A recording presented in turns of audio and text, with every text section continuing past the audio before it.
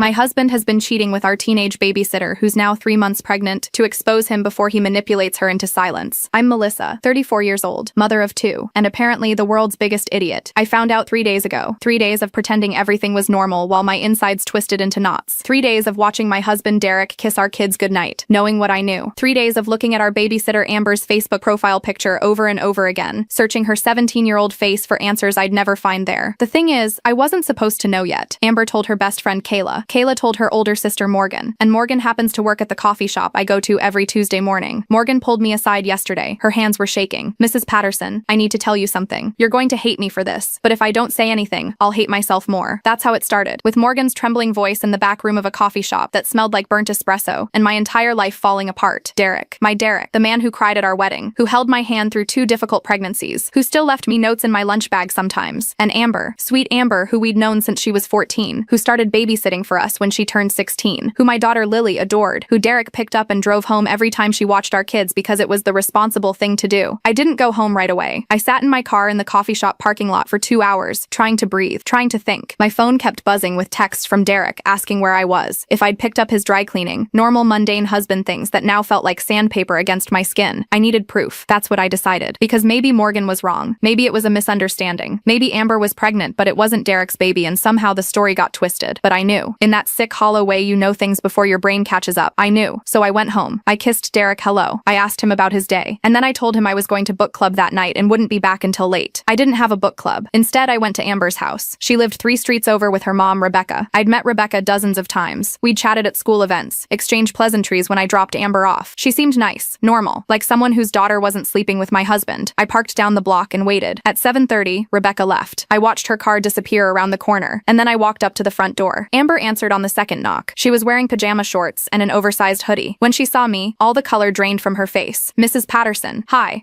We weren't expecting. Can I come in?" My voice sounded calm, weirdly calm. She stepped back. Let me inside. The house smelled like microwave popcorn. We stood in the hallway. Neither of us sat down. This wasn't that kind of conversation. "I know," I said, her eyes filled with tears immediately. "Mrs. Patterson, I'm so sorry. I'm so sorry. I never meant for any of this to." "How long?" She wiped her eyes. 6 months. It started 6 months ago. 6 months. I did the math in my head. That was right after we got back from our family vacation to Maine. The trip where Derek seemed distracted, where he kept checking his phone and smiling at texts he wouldn't show me. "The baby is his?" She nodded, started crying harder. "I wanted to tell you so many times, but he said we had to be careful, that we needed to wait for the right moment, that he was going to leave you but he needed to do it the right way so he wouldn't lose the kids. The right way. As if there was a right way to blow up your family. Does your mom know?" "No. Nobody knows except Kayla and Derek. And now you." She wrapped her arms around herself. She looked so young, because she was young. 17. Still in high school. Still had pictures from prom on her Instagram. I felt sick. "What does he want you to do?" I asked. "About the baby." She hesitated. "He wants me to not have it. He said we can't have it right now because of the timing, that we need to wait until after the divorce, that we can have kids together later, when things are settled." And there it was. Derek wasn't leaving me for her. He was trying to make the problem disappear. "Amber, look at me." I waited until she met my eyes. "He's not gonna leave me. He's never planning to leave me. He's going to convince you to get rid of this baby, and then he's going to ghost you. Do you understand that?" "No." She shook her head. "No, he loves me. He tells me he loves me. We have plans. We're going to— You're 17 years old. He's 41. He has a wife and 2 kids and a mortgage and a reputation. What exactly do you think those plans look like?" She was sobbing now. Full body sobs. Part of me wanted to comfort her. She was just a kid. But the other part of me, the bigger part, wanted to shake her and scream. I didn't do either. "I'm going to ask you something," I said, "and I need you to really think about your answer." She nodded, wiping her face with her sleeve. "Do you want to keep this baby?" She stared at me.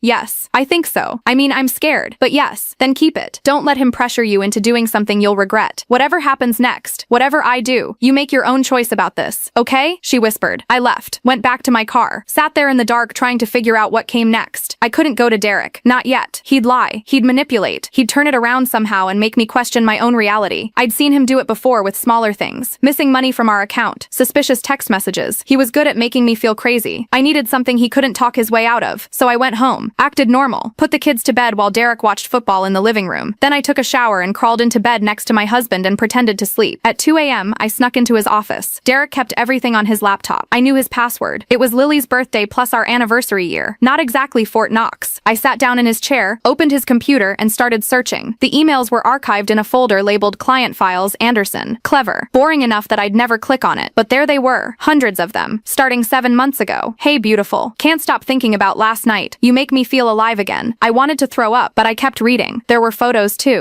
Amber in lingerie. Amber smiling at the camera in what I recognized as a hotel room. Amber with her hand on her still flat stomach, captioned "Our little secret." And then I found the recent ones, from 2 weeks ago. Derek, we need to talk about options. Amber, what kind of options? Derek, I looked into clinics. There's one 2 towns over. I can drive you there on Saturday. Your mom won't have to know. Amber, I don't know if I want to do this. Derek, baby, we've talked about this. It's the only way. Once this is handled, we can be together. I'll tell Melissa everything, but not while you're pregnant. It's too complicated. Amber, you said that a month ago, and 2 months ago. When are you actually going to tell her? Derek, soon. I promise. But you need to trust me. This is what's best for everyone. Amber, what about what I want? A long pause. Derek, what you want? You're 17 years old. You don't know what you want. You think you do, but you don't. I'm the adult here. I'm making the responsible decision. Amber, I'm keeping it. I've decided. Derek, no, you're not. You're going to that clinic on Tuesday, and you're going to do what needs to be done. Because if you don't, if you keep this baby, I will deny everything. I will tell everyone you seduced me, that you've been obsessed with me for years, that you're lying about the baby being mine. Your reputation will be destroyed. No one will believe a word you say. I screenshot everything, sent it to my email, to my phone, to a cloud storage account Derek didn't know I had, but I kept digging. Because if I was going to do this, I needed everything. I found more. Bank statements showing cash withdrawals I didn't know about. Hotel receipts. Charges to jewelry stores I'd never received gifts from. He'd bought her a necklace for her 17th birthday. $200. While telling me we needed to cut back on expenses. I found text messages he'd deleted from his phone but not from his laptop backup. Messages from other numbers I didn't recognize. Women I didn't know. This wasn't just about Amber. This was a pattern. How many others had there been? How many times had I believed his lies? I kept searching until almost 4 a.m. By the time I was done, I had enough evidence to bury him. Derek was still asleep when I crawled back into bed. The next morning, I called in sick to work. Told Derek I had a stomach bug. He kissed my forehead, told me to rest, and left for his office downtown. As soon as his car pulled out of the driveway, I was on the phone. I need you to come over, I said to my sister Jennifer. Right now. She heard something in my voice. Didn't ask questions, just said she'd be there in 20 minutes. When she arrived, I showed her everything. The emails, the photos, the text messages, the financial records showing money spent on hotels and gifts. She sat on my couch with her hand over her mouth, crying. That son of a... She stopped herself. Looked at me. What are you going to do? I don't know yet, but I need you to help me figure it out. We spent the next 3 hours planning. Jennifer was a paralegal. She knew things. She made phone calls to lawyers she'd worked with. Got me consultations scheduled for later that week. Helped me start documenting everything. Our assets, our accounts, Derek's income. You need to open a bank account in just your name, she said. Start moving money. Not a lot. Just enough to cover a lawyer and living expenses for a few months. Do it slowly so he doesn't notice. Isn't that illegal? No. It's community property. You have every right to access it. You're just making sure you have resources when things get ugly, and they will get ugly. She was right. Over the next week, I moved small amounts of money into a new account. 500 here, 1,000 there. Nothing that would trigger alerts. I met with 3 lawyers. Chose the best one. Her name was Victoria Chen. She was expensive, but she had a reputation for winning. This is going to be a fight, Victoria told me. Your husband will hire someone just as good, maybe better. You need to be prepared for him to get nasty. I'm prepared, but here's the thing. I didn't just want a divorce. I wanted Derek to face consequences. Real ones. Because Amber was 17, and in our state, that made Derek a criminal. The age of consent was 18. Derek knew that. He'd mentioned it once, years ago, when there was some case on the news. He'd been disgusted by it. Called the guy a predator. Said men like that deserve to be locked up. And now he was that man. I called the police that afternoon. The officer who took my statement was a woman named Detective Richards. She was probably in her 50s, with kind eyes and a no-nonsense demeanor. She listened to everything without interrupting, took notes, asked clarifying questions. This is going to be difficult, she told me when I finished. These cases always are. The victim is often reluctant to cooperate. They think they're in love. They don't see themselves as victims. I know, I said. But she's pregnant, and he's pressuring her to terminate. She told me that herself. Detective Richards nodded. We'll need to talk to Amber, get her statement, and we'll need the evidence you've collected. I gave her everything. The screenshots, the emails, the timeline. What happens now? I asked. We investigate. We build a case, and then we decide whether to press charges. How long does that take? Could be weeks. Could be months. These things don't move quickly. I didn't have months. Amber was already 3 months pregnant. Derek was already pressuring her. Every day that passed was another day he could convince her to do something she didn't want to do.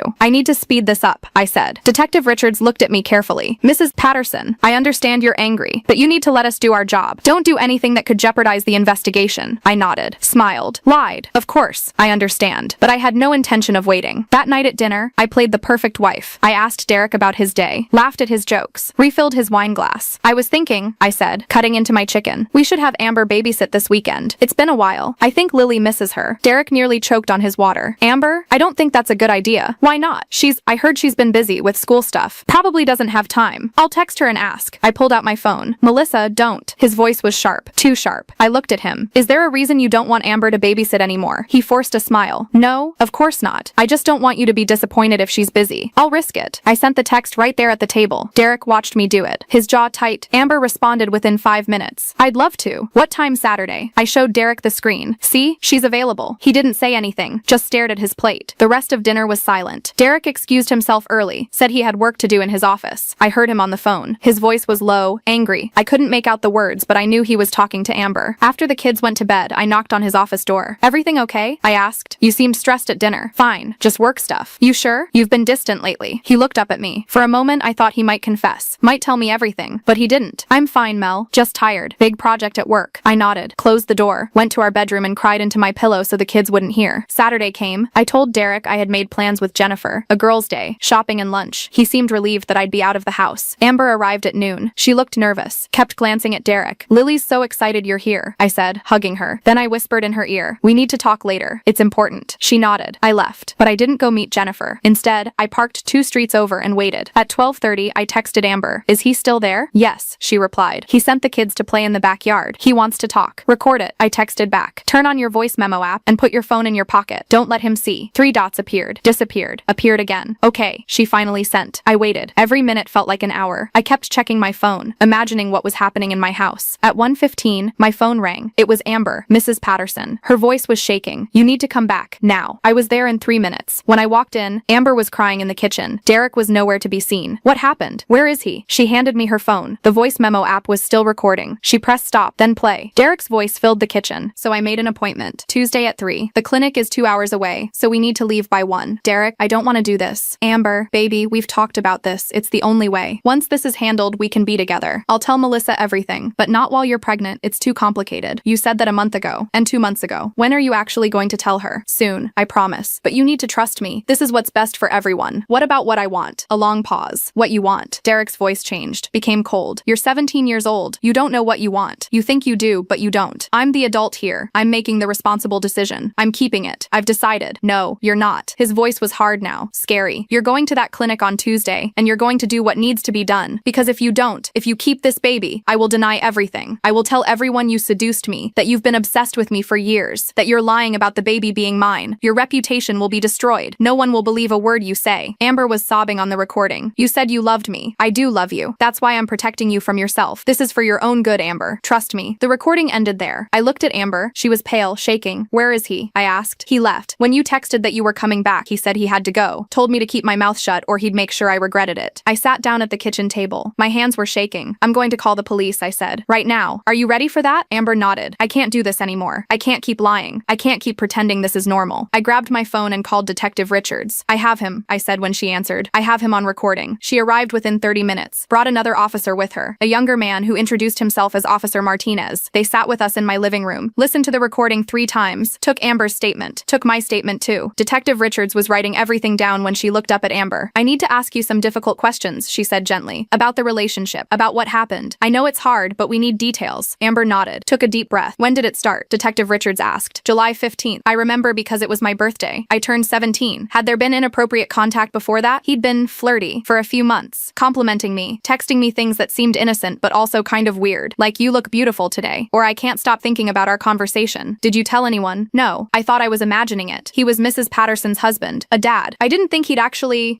what happened on July 15th. Amber's voice got quieter. He said he needed to talk to me about something important. Asked if I could meet him. I thought it was about babysitting. But he took me to a hotel. Said he couldn't keep his feelings hidden anymore. That he'd been in love with me for months. That his marriage was over and he was just waiting for the right time to leave. What did you say? I said I didn't know. That it felt wrong. But he kept saying all these things. That I was mature for my age. That I made him feel alive. That we were meant to be together. And I wanted to believe him. He was the successful, attractive man who was paying attention to me. It made me feel special. My heart was breaking listening to her. She'd been manipulated, groomed, and she'd had no idea. Detective Richards asked more questions. How many times they'd been together, where they'd gone, whether anyone else knew. Then she turned to me. Mrs. Patterson, what made you suspect the affair? I explained about Morgan, about the emails I'd found, about the pattern of behavior I'd started noticing. When we were done, Detective Richards closed her notebook. This is coercion, she said, threatening a minor to force her to terminate a pregnancy. Combined with the statutory rape evidence you've provided, we have more than enough for an arrest warrant. How long? I asked. We can have him picked up tonight. I looked at the clock. It was almost 2:30. He'll be home around 6, I said. You can arrest him here, in front of our house, in front of the neighbors, in front of everyone who thought he was such a great guy. Detective Richards nodded. We'll be ready. After the police left, I sat with Amber for a while. What happens now? She asked. Now you go home. You tell your mom everything, and you let the police do their job? My mom is going to be so angry. She might be angry at first, but she'll come around. You're her daughter. She loves you. Amber left around 3. I was alone in the house. I called Jennifer. Can you pick up the kids from school? I asked. Take them to your place for the night? What's happening? They're arresting Derek. Tonight. I don't want the kids to see it. Jennifer was silent for a moment. Oh my God. Okay. Yeah, I'll get them. Should I tell them anything? Tell them they're having a sleepover. That's it. Melissa, are you okay? I will be. I hung up, looked around the house. This was the last day things would be normal. Well, not normal, but the same. After tonight, everything would change. I sent Lily and Marcus to Jennifer's house with their overnight bags, told them I had a special dinner planned with their dad, and they got to have fun with their cousins. They were excited, didn't ask questions. At 5:45, I stood in my living room and waited. At 5:58, Derek's car pulled into the driveway. At 6:03, 2 police cars arrived. I watched from the window as Derek got out of his car, confused, watched as the officers approached him, watched as they told him he was under arrest for statutory rape and coercion of a minor. His face went white. He looked at the house, saw me standing in the window. Our eyes met. For a moment, I saw real fear in his face. Not the calculated fear of someone caught in a lie. The genuine fear of someone realizing their world was ending. I didn't wave, didn't smile, just stared at him as they put him in handcuffs and read him his rights. The neighbors came out to watch. Mrs. Chen from next door with her mouth hanging open. The college kids who rented the house across the street filming on their phones. The Johnsons with their perfectly manicured lawn, whispering to each other. Everyone saw. Derek was shouting now, saying it was a misunderstanding, that his wife was crazy, that he hadn't done anything wrong. Melissa,